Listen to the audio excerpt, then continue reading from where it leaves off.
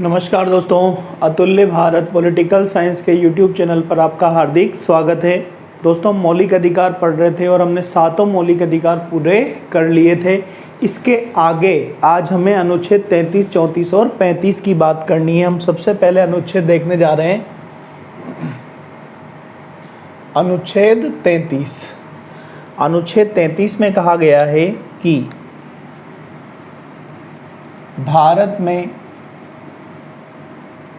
कुछ पदाधिकारियों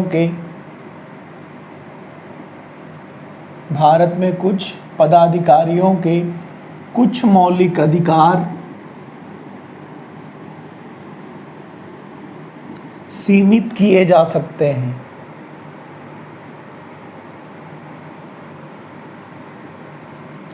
भारत में कुछ ऐसे पदाधिकारी हैं दोस्तों जिनके कुछ मौलिक अधिकार क्या किए जा सकते हैं, सीमित किए जा सकते हैं। ये पदाधिकारी कौन कौन है? तो दोस्तों इसमें पहला नाम आता है सशस्त्र सैन्य बल।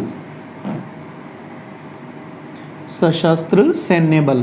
दोस्तों हमने बात करी थी अनुच्छेद 19 से 1C, संगठन और संघ बनाने की स्वतंत्रता सशस्त्र सैन्य बलों को प्राप्त नहीं होती है। दूसरा है दोस्तों अर्धसैनिक बल। इनको भी संगठन या संघ बनाने की स्वतंत्रता नहीं होती है। तीसरा है अन्य सुरक्षा बल। जैसे अगर अपन राजस्थान की बात करें तो राजस्थान पुलिस हो गया, ठीक है।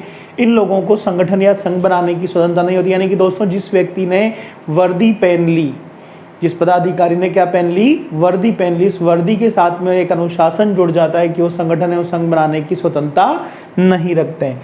चौथा है दोस्तों गोपनीयता का पद। गोपनीयता का पद। गोपनीयता के पद में मंत्री पद शामिल होता है। मंत्रियों को भी संगठन या संघ बनाने की स्वतंत्रता नहीं होती, ठीक है दोस्तों। तो ये हमारा अनुच्छेद 33 है। अनुच्छेद 33 में कहा गया है कि भारत में कुछ पदाधिकारियों को के कुछ मौलिक अधिकार क्या हो सकते हैं, सीमित हो सकते हैं। जैसे सशस्त्र सैन्य बल, अर्धसैनिक बल, अन्य सुरक्षा बल। इन तीनों के ऊपर अनुच्छेद 19 से 1C लागू नहीं होता है। इन्हें संगठन और संघ बनाने की स्वतंत्रता नहीं होती है। ये इसके बाद में आता है गोपनीयता का पद, जैसे कि मंत्री पद। मंत्रियों को वाक और अभिव्यक्ति की स्वतंत्रता नहीं होती है। गोपनीयता की शपथ लेते हैं। किस चीज़ की शपथ लेते हैं दोस्तों? गोपनीयता की लोग क्या करते हैं, शपथ लेते हैं। इसके बाद बारी आती है अनुच्छेद 34 की।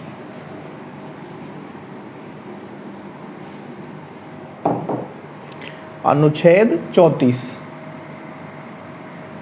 अनुच्छेद 34 में बताया गया कि जिन क्षेत्रों में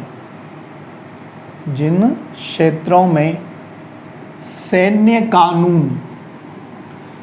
कानून को अंग्रेजी में कहा जाएगा मार्शल लॉ। तो जिन क्षेत्रों में सैन्य कानून या मार्शल लॉ लागू है, उस क्षेत्र के निवासियों के कुछ मौलिक अधिकार जो है वो क्या हो सकते हैं दोस्तों, सीमित किए जा सकते हैं। याद रखना दोस्तों, अनुच्छेद 33 कहता है कि जिन क्षेत्रों में सैन्य कानून या मार्शल लॉ लागू है, उस क्षेत्र के निवासियों के कुछ मौलिक अधिकार सीमित किए जा सकते हैं। ये सैन्य कानून या मार्शल लॉ होता क्या है?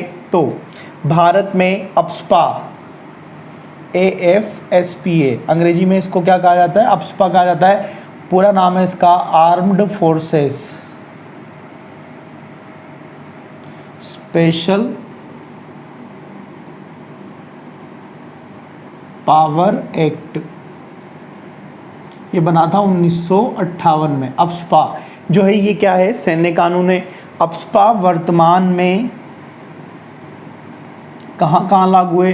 तो ये पहला लागू है दोस्तों जम्मू कश्मीर में, दूसरा लागू है असम में, तीसरा लागू है मणिपुर में, चौथा लागू है ये नागालैंड में, और पांचवा लागू है ये अरुणाचल प्रदेश में। ठीक दोस्तों, तो अप्सपा वर्तमान में 5 जगह पे लागू है। कहाँ पे? असम, जम्मू कश्मीर, असम, मणिपुर, नागालैंड और अरुणाचल प्रदेश। दोस्तों अरुणाचल प्रदेश में 2018 में से बाकी सभी जिलों से हटा दिया गया, केवल 3 जिलों तक इसे लागू रखा गया है। तो अरुणाचल प्रदेश में पूरे में लागू नहीं, केवल 3 जिलों में इसे लागू रखा गया है। अगली बात है दोस्तों, अप्सपा को, armed forces special power act को, अप्सपा को 2015 में त्रिपुरा से, 2017 में मिजोरम से और 2018 में मेघालय से हटाया गया।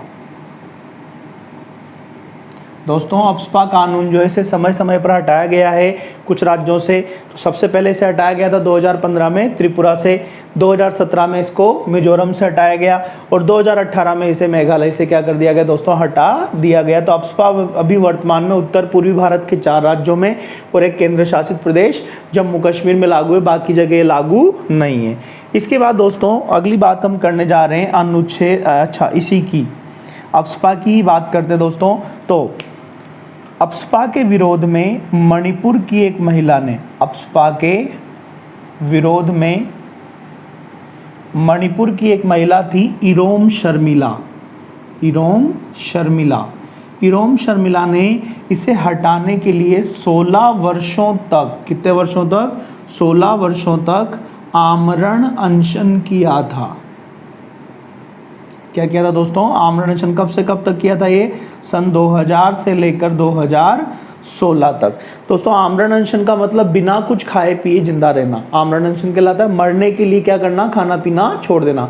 पर कोई 16 वर्षों तक कैसे जिंदा रह सकता है, तो इसको मैं आपको एक बात बताता हूँ दोस्तों। अगर आप ऐसा कोई भी काम करने जा रहे हैं, इसका मतलब आप क्या कर रहे हैं, अनुच्छेद 21 का उल्लंघन कर रहे हैं, क्योंकि अनुच्छेद 21 आपको जीवन जीने का अधिकार देता है, मरने का अधिकार नहीं देता है। ऐसी स्थिति में गवर्नमेंट आपको क्या कर सकती है, अरेस्ट कर सकती है और ज़बरदस्ती आपको खाना पीना खिलवा सकती है। ऐसा ही इनके साथ हुआ था, इनको अरेस्ट कर लिया गया था और अरेस्ट करके डॉक्टरों ने एक नलची डाल दी नाक में, जो आहार नाल को कनेक्ट कर दी और इनको जो मर्जी आए डॉक्टर क्या कर रहे थे, खिला रहे थे। तो एक बार वापस बता रहा हूं दोस्तों, अनुच्छेद 34 कहता है कि जिन क्षेत्रों में सैन्य कानून या मार्शल लॉ लागू है, उस क्षेत्र के निवासियों के कुछ मौलिक अधिकार क्या किए जा सकते हैं, सीमित किए जा सकते हैं। अप्सपा जो है इसे सैन्य कानून कहा जाता है। अप्सपा का पूरा नाम क्या है, armed forces special power act 1958, armed forces special power act 1958। ये वर्तमान में कहाँ कहाँ लागू है, तो जम्मू कश्मीर, असम, मणिपुर, नागालैंड और अरुणाचल प्रदेश में लागू है। अप्सपा को 2015 में त्रिपुरा से हटा दिया गया, 2017 में इसे मिजोरम से हटा दिया गया, 2018 में इसे मेघालय से क्या कर दिया गया, हटा दिया गया। अप्सपा के विरोध में इरोम शर्मिला जो कि मणिपुर की निवासी थी, इरोम शर्मिला कहाँ की निवासी थी दोस्तों, मणिपुर की निवासी थी। इसने 16 वर्षों तक आमरण अनशन किया था, परंतु मणिपुर में इसको हटाया नहीं गया है। ठीक है दोस्तों, ये हमारा हो जाता है अनुच्छेद 34। इसके बाद में दोस्तों एक और अनुच्छेद है हमारा, अनुच्छेद 35। अनुच्छेद 35 की अगर हम बात करें तो अनुच्छेद 35 में कहा गया है कि मौलिक अधिकारों के लिए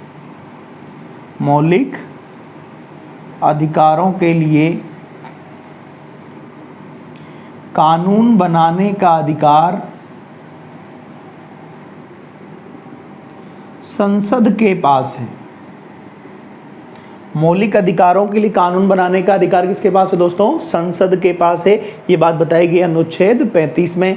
तो हमने देखा अनुच्छेद 34 कहता है कि जिन क्षेत्रों में सैन्य कानून या मार्शल लॉ लागू है, उस क्षेत्र के निवासियों के कुछ मौलिक अधिकार सीमित किए जा सकते हैं। आप यहाँ याद रखना दोस्तों, सैन्य कानून का मतलब नेशनल इमरजेंसी नहीं होता है। सैन्य कानून का मतलब होता है ऐसा कानून जो सशस्त्र सैन्य बलों को या सुरक्षा बलों को कुछ विशेष अधिकार प्रदान कर दे। ऐसे कानून को क्या कहा जाता है, सैन्य कानून या मार्शल लॉ कहा जाता है। अंग्रेजी में इसे मार्शल लॉ कहते हैं, हिंदी में इसे सैन्य कानून कहा जाता है। अभी भारत में अप्सपा जो कानून है ये सैन्य कानून है और ये अप्सपा कानून क्या है, इसका पूरा नाम armed forces special power act 1958 है। वर्तमान में कहाँ कहाँ लागू है, जम्मू कश्मीर, असम, मणिपुर, नागालैंड और अरुणाचल प्रदेश में लागू है। अप्सपा को 2015 में त्रिपुरा से हटाया गया, 2017 में मिजोरम से हटाया गया, 2018 में से मेघालय से हटाया गया। अप्सपा के विरोध में मणिपुर की एक महिला थी इरोम शर्मिला, उसने 16 16 वर्षों तक आमरण अनशन किया था। एक बात और याद रखना दोस्तों, अप्सपा कानून में 2019 में क्या किया गया है, संशोधन किया गया है और संशोधन करके 2 प्रावधान इसमें जोड़े गए हैं कि अभी तक क्या हो रहा था दोस्तों कि जो आतंकवादी घोषित किया जा रहा था वो किसी संस्था को घोषित किया जा रहा था, पर अप्सपा कानून में संशोधन करके ये कह दिया गया कि भाई सरकार किसी व्यक्ति को भी क्या घोषित कर सकती है, अब आतंकवादी घोषित कर सकती है। 2019 से पहले व्यक्ति को आतंकवादी घोषित नहीं किया जाता था, संस्था को आतंकवादी घोषित किया जाता था। होता क्या था, लोग किसी संस्था को आतंकवादी संस्था घोषित करते तो उस संस्था को बंद करके नई संस्था शुरू कर लेते थे। ठीक है दोस्तों, तो आतंकवादी तो लोग वो के वही थे और संस्था का नाम बदल गया था, काम उनके सेम थे। अब क्या किया सरकार ने, संशोधन कर दिया अप्सपा कानून में और अभी कह दिया कि व्यक्ति ही नहीं, संस्था ही नहीं, व्यक्ति को भी क्या घोषित किया जा सकता है, आतंकवादी घोषित किया जा सकता है। दूसरा संशोधन इसमें किया कि आतंकवादी घोषित किए गए संस्थाओं और व्यक्तियों की प्रॉपर्टी जब्त करने का अधिकार एनआईए को दे दिया, नेशनल इन्वेस्टिगेशन एजेंसी। दोस्तों, मुंबई हमले के बाद 2009 में बनाई गई थी इस नेशनल इन्वेस्टिगेशन एजेंसी एनआईए को इन जो भी आतंकवादी संस्था या व्यक्ति है इनकी प्रॉपर्टी जब्त करने का क्या दे दिया गया, अधिकार दे दिया गया। ये 2 संशोधन इस कानून में 2019 में किए गए हैं। ठीक है, और हमने लास्ट बात देखी अनुच्छेद 35, मौलिक अधिकारों के लिए कानून बनाने का अधिकार केवल किसके पास है, संसद के पास है, राज्य विधानमंडल के पास इससे रिलेटेड कानून बनाने का अधिकार नहीं है। यहाँ हमारे मौलिक अधिकारों की बेसिक बात कंप्लीट हो जाती है। एक बात और हमें यहाँ देखनी है दोस्तों, अनुच्छेद 35A, मौलिक अधिकार तो हमारे यहाँ क्या हो जाते हैं, समाप्त हो जाते हैं। अब हम देखने जा रहे हैं अनुच्छेद 35A।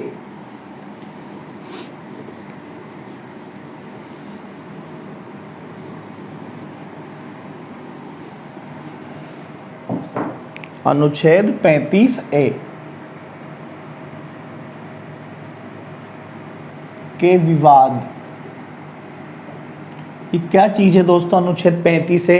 सबसे पहले हम 35A की बात करते हैं कि ये कहाँ है, इसमें क्या लिखा हुआ है, इसे कब जोड़ा गया संविधान में। क्योंकि दोस्तों कैपिटल ए लिखा हुआ है, इसका मतलब मूल संविधान का हिस्सा तो ये नहीं था, इसे संविधान में संशोधन करके ही क्या किया गया है, जोड़ा गया। तो हम सबसे पहले इसकी बात करते हैं दोस्तों, अनुच्छेद 35A को, अनुच्छेद 35A को राष्ट्रपति डॉक्टर राजेंद्र प्रसाद ने, राष्ट्रपति डॉक्टर राजेंद्र प्रसाद ने 1954 में, डॉक्टर राजेंद्र प्रसाद ने 1954 में संविधान के परिशिष्ट 1 में, संविधान के परिशिष्ट 1 में अधिसूचना, परिशिष्ट 1 में अधिसूचना जारी करके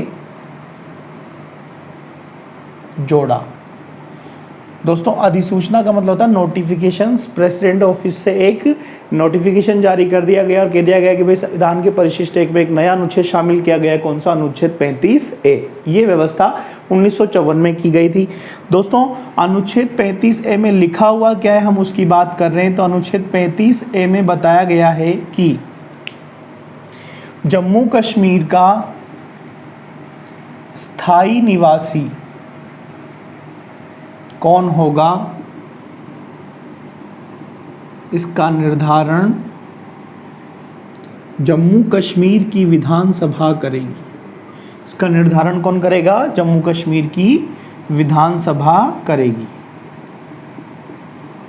जम्मू कश्मीर का स्थायी निवासी कौन होगा, इस बात का निर्धारण कौन करेगा दोस्तों, जम्मू कश्मीर की विधानसभा करेगी। और जम्मू कश्मीर की विधानसभा ने यहाँ पर अनुच्छेद 35A के आधार पर एक कानून बनाया था दोस्तों। जम्मू कश्मीर की विधानसभा ने 1954 में एक कानून बनाया था, इसका नाम था जम्मू कश्मीर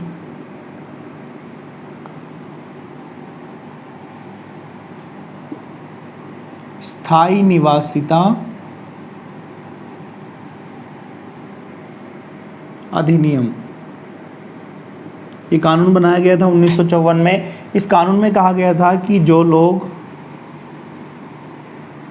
1954 से 10 वर्ष पहले से ही 10 वर्ष पहले से ही जम्मू कश्मीर में निवास कर रहे हैं